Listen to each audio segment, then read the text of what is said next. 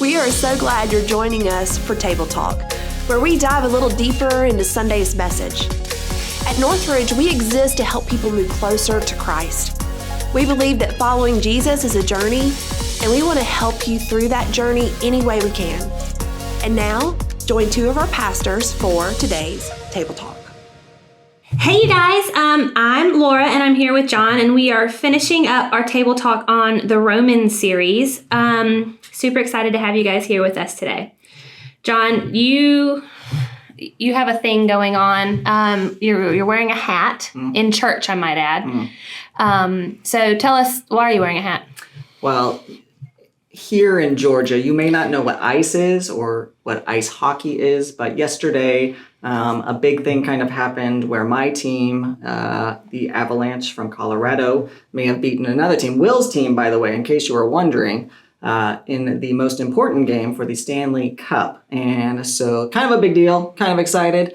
So wearing my colors, and if you hear or see Will, I want you to make sure you point out to Will that his team lost. That would be very important for me. Thank you. You had to be really specific. Ice, is this like shuffleboard? Is it hurling? Yeah, is that what they won? Curling? That's the one with the broom, the brush, okay. In front of it. That's figure skating? Yeah, they similar, kind of not, but similar ice. You guys and your sports. Go team. Go team. Well, speaking of, sports have rules, and we have laws that God has given us in the Old Testament.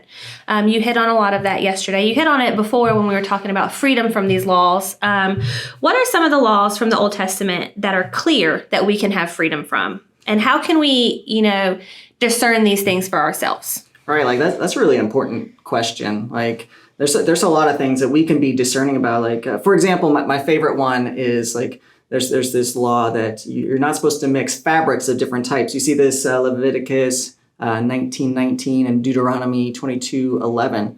And there's two things like atheists will use this verse and it's like, hey, you've got this silly verse in the Old Testament. Why don't you use this, but you're using these other ones? Like what allows you to decide which rules you follow and which ones you don't? And there's two answers really for this. One's pretty simple and one's kind of more complex. So the simple answer is that there's just common sense. Like back then, they didn't really have the technology that we have today. And so if you mix two different fabrics, like you sew two different fabrics together, one's going to shrink at a different rate and it's going to tear the other fabric. And so you're going to have loss of clothes. Clothes are going to be destroyed. And so it's just a very basic rule to help the Jews preserve their resources. Now, for us today, we have different machinery and different practices that you can combine different materials and they're not going to have those same issues or problems. And so this is just a common sense thing that we don't need to follow that same rule again today. But the more complex answer is that Leviticus wasn't written to everybody. Like there's things that they're talking to that were specifically for the Jews, and there were things that were for everybody. So there were detestable things that applied only to the Jews, such as like eating shellfish or rabbit and pork. And these things typologically represented purity before the Lord. And we know this because he says specifically, speak to the sons of Israel, saying, regarding those things. And he gives those instructions. But then later, he talks about some things that are despicable things that are applicable to everybody. So like Leviticus 18:22 through 24, he says, do not have sexual relations with a man as one does with a woman. That is detestable. Do not have sexual relations with an animal and defile yourself with it. A woman must not present herself to an animal and have sexual relations with it. That is perversion. Do not defile yourself in any of these ways, and this is the important part, because this is how the nations that I'm going to drive out before you became defiled. So we see these requirements in Leviticus that are for the Israelites only, and there are a list of those detestable things that are for non-Israelites as well, for everybody. And so it's in this latter list that we need to kind of pay attention to. And it's important to note that some of these were even mentioned in the New Testament. So we see this kind of continuity between the Old Testament and the New Testament. Some of these more controversial ones that we talk about today in regards to the New Testament and the moral law. And even beyond that, there are things that Jesus made redundant with his death. Like the whole sacrificial system is no longer needed because Jesus died and kind of took care of all of that. So all these things regarding the sacrificial system, no longer necessary. So it's a long answer to say there's a simple answer and there's a complex answer.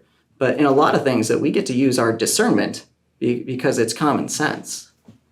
Is there something you would say that would help people, sharpen discernment? I think that's something that you really have to practice and continually get better at. Yeah, it's a hard one. I would say my first initial reaction is if culture is telling you something that doesn't feel right, to question that and go look it up in the Bible. Go talk to people in and around this realm of scriptural study that kind of help you walk through this and maybe give you answers that aren't always available to you. There's lots of resources out there that are available to us today, like on your phone. Like you can Google it, and then you're going to come up with 1,000 different answers that can lead you one way or the other, and you got to be really careful about that.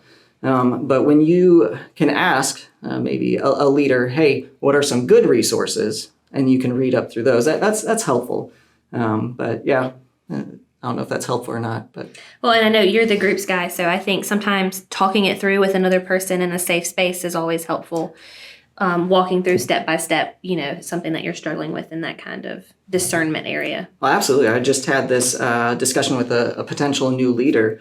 You don't have to know all the answers. A lot of times you surround yourself with a group of Christians. One person may have studied up on a topic that you don't know about, and they can give you an answer about that. And another person might know something about this other topic that the rest of you don't know. And so when you're in that group setting, you can sometimes get that answer through that course.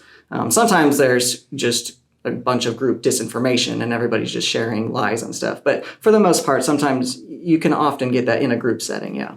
I feel like that's why one of the reasons unity is so important. And, being able to have these discussions without people leaving feeling like they're on a completely different page or that they said the wrong thing. And I think that's one of the great things about our small groups here. Yeah. So my last question for you is, what are some of the modern day disputable matters that seem to be a big deal in the church? Oh, Laura, you want to get me fired, don't you? Oh, man. And there's so many. Like even wearing a hat for me right now in a church building, not too long ago would have been considered very not appropriate, not respectful of God. And a lot of things are just cultural.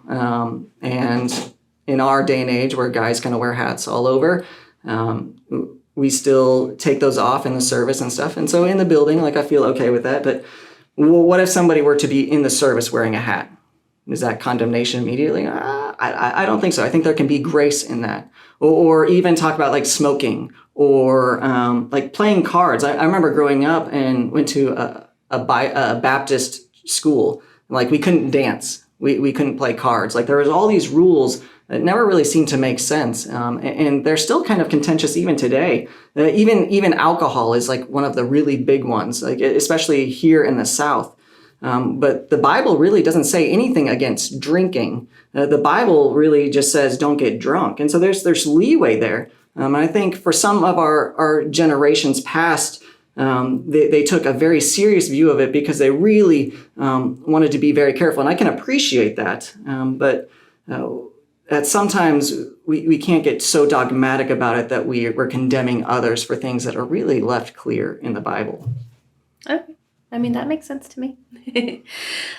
Well, thank you. And I would say if you guys have more questions about stuff like that, a small group is a great place to start. Or talking to a leader in the church if you are just struggling with, the right and wrong or what's a big deal and what's not a big deal. But again, thank you guys for joining us and Table Talk today. We hope you enjoyed this series on Romans. Thanks for joining us for Table Talk. You can keep up with what's happening at Northridge on your mobile device through our Northridge Christian app. If you want to continue to dive deeper with us in this content, please like, subscribe, and share this show.